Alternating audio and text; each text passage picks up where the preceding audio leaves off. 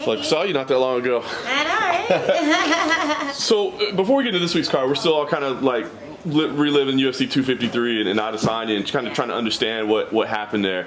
When you looked at that main event, did you take away that Adesanya just had the most amazing night ever, or that Paulo Costa had either a bad night or a bad game plan? What did you take out of that? From what I saw, he just got his leg kicked to shit. Like, yeah, sorry, can I cuss? Absolutely. I keep getting in trouble for cussing. Yeah, he had a really good game plan. When I went back and watched, you know how Dana has the little videos of the warm up backstage before the fighter comes out.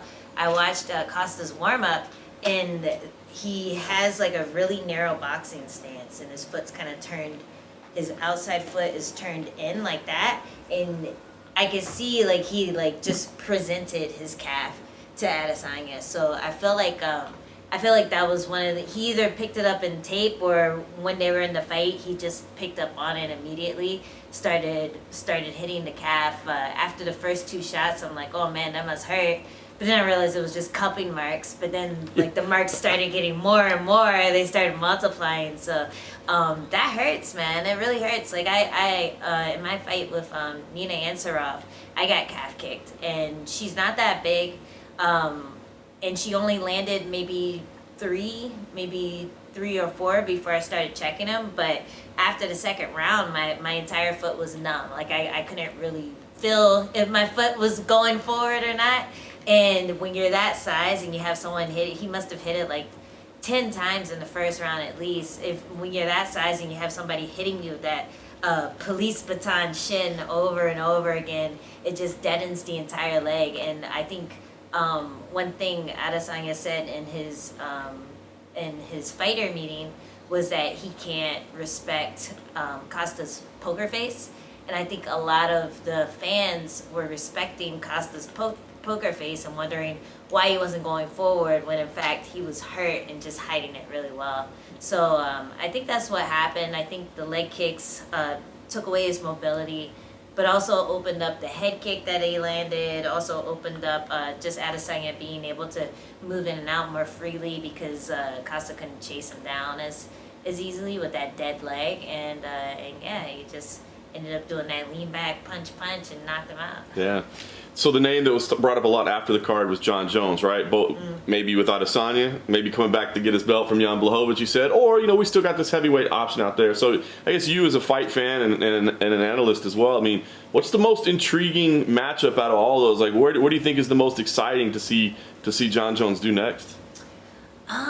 Man, I just wanted to make a choice, like figure which one do you want to do? I would love to see Jones at heavyweight. I feel like he started looking a little flat in his last two light heavyweight fights. And it just seems like maybe he wants to be big. Maybe he wants to have that weight on him. Maybe he doesn't feel like cutting. I'm not sure how bad his weight cut is, but you're always going to have more energy if you have more lean muscle on you. If he was bouncing around all flabby and stuff, then maybe you would want to cut weight and have that like athleticism at light heavy. But it seems like he's gotten a little older. He has more old man muscle on him. I mean, I'm older than him, but you know what I mean. Yeah. I always call my muscle old lady muscle too. So I would love to see him at heavyweight, and I would love to see him, do that no instead doubt. of like kind of going back and forth. I get it. So we'll talk about this week's card. Holly Holm, Irene Aldana, big main event. Obviously, big stakes there. I mean, it's going to have title implications. But when you break it down, like, what do you think is going to dictate what happens here? I mean, obviously, both very high-level strikers. How does this thing play out? What's going to determine who wins this fight? I think it depends on how well Aldana is able to handle Holm's pressure. I think judging from Holly's fight with Megan Anderson, she's probably going to try to pressure up against the fence and take her down. And I think that's probably the best bet for her, just because she isn't really a power puncher. She likes to land points and move a lot. And Aldana proved to be pretty good against that type of striker. So I feel like to shut her down, just getting her in the clinch, getting her up against the cage, trying to drag her down, trying to put her where no one's really taking advantage of her yet. Aldana did have pretty good ground game in some of her fights, so she'd have to be careful, but Holmes been doing this a bit longer than Aldana, so I feel like if she uses her veteran skills against her in that way, just exploit the grappling department, then that'd be a good way for her to get the win. But I'm kind of rooting for Aldana. Like, I want to see her fight the champ. I think it would be nice to have a fresh face fighting for the title. And Aldana has power. She has that cool boxing style that I love. You know, I always try to go in there and just throw hands as much as possible. And yeah, Aldana has those hands. She's had them for a while, and I think she finally found the mark. She finally found that knockout button against a girl who's never been stopped before, which is even more impressive. So I'm happy for her. I love her origin story. I love the fact that she started as an artist and then started moving towards martial arts. It's like we have like the same like story. It came up in the same like year too. So part of me is rooting for her, but also, you know, Home is a veteran. She's really great at what she does. So I'm just interested to see how it happens. Yeah, no doubt. What's another, whether it be a fighter or, you know, whether it be because something you've seen on tape that you can't wait to watch, you think it's going to be exciting, or maybe a story or an interview that you've had that stood out to? What are some, a name or a fighter or anybody else's card that people need to pay attention to that maybe they don't, you know, aren't right now? Well, I'm trying to think. The co-main actually threw me for a loop. I wasn't too familiar with those guys. But DaCosta, Jorgen DaCosta, is that how you pronounce it? Jorgen De Castro? Yeah, De Castro. Yeah. Oh my goodness. I just found out about him today. But I've been doing my research, and he's a beast, man. He's looked really good in his first like half a round with Greg Hardy, and all his fights before that, he just nails people with leg kicks, fast leg kicks. He has fast body kicks, and like for a guy his size, you usually don't see that explosiveness. So I'm actually really excited for that co-main. At first I was like, why aren't the girls the co-main? But I'm actually excited for that, and the guy that he's fighting just presents his leg, you know, even worse than Costa presented his leg to Adesanya. He presents his leg out to be kicked. So I'm wondering if he's gonna just snatch it up and take it and try to get another leg kick KO. But obviously I'm looking forward to the strawweight matchup. My last win was against Loma Lookboonmee, but I always kind of felt conflicted about fighting her because she has that pure Muay Thai style, and I always loved that about her. I remember watching her first fight in Invicta, and she just hit like maybe 50 Muay Thai sweeps on this girl who was charging forward, and it was so perfect, and you could tell she'd just done it a million times, and it was just really effortless. And I watched that fight, and I was like, I'm gonna start doing Muay Thai sweeps again. And then I had my fight with Hannah Cyphers and swept her and elbowed her. So thanks, Loma. Thanks for the inspiration. And Jingy Fry, she's another person who was coming up when I was in Invicta, and just to see them both get to this level is really cool. And yeah, I'm hoping for a great fight. No doubt. Last thing for me, I got to ask about your fighting career. I mean, it's been 2.5 weeks, so, you know, these lengthy layoffs, you don't usually see you out that line out, right? What is the plan? I mean, I know how frustrated emotionally you were of that. Now you've had a little chance to let it soak in. I mean, where do you stand right now? What is the next move for you? It still sucks. I still felt like it, I don't know. I still felt like it should have gone my way. I still felt like I did everything in the 5th round that should have said, okay, it's a close round, but this person gets the nod. And it just is frustrating, but it's made me focus on what I can do to get closer to a finish. And that's what I said the last fight as well, but I feel like with the 2 in a row, it's a necessity. There's no way around it. I have to get the finish in my next fight, and that's kind of where my mindset is. And I feel confident that I can. I just have to put some more pieces together. I have to start working on taking it to the ground more, because strawweights don't usually get knockouts. So just being able to do that, I know my ground and pound is good. I know my top control is really good. It's just a matter of making the decision to take the fight there. So I feel more of a sense of urgency in the same way Michelle did when I knocked her around for 2 rounds. She felt that sense of urgency to take me down.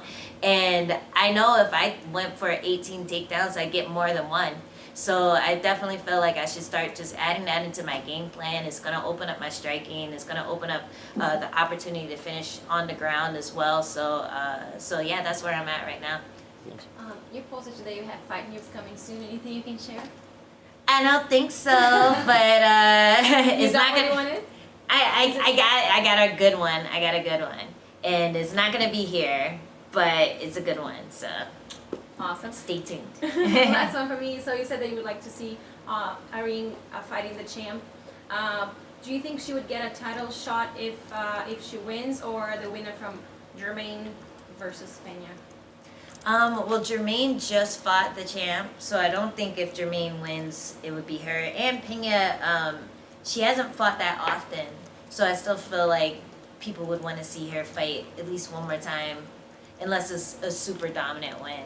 But I definitely feel like Irene earned it more after her last fight against Ketlin. Like, I think Ketlin was going to be the next in line, and you could argue that Irene should be fighting for the title after beating someone who was so dominant beforehand. So I think the winner of this fight should definitely be one of them who gets the next title shot. What did you make of Izzy's celebration at the end with the dry humping and running over at Captain Eric and all that stuff? That was funny. I mean, why be mad about that? You know, he didn't. The dry humping, there wasn't any penetration. He didn't actually smack him with anything. It was miming. He was doing aggressive miming.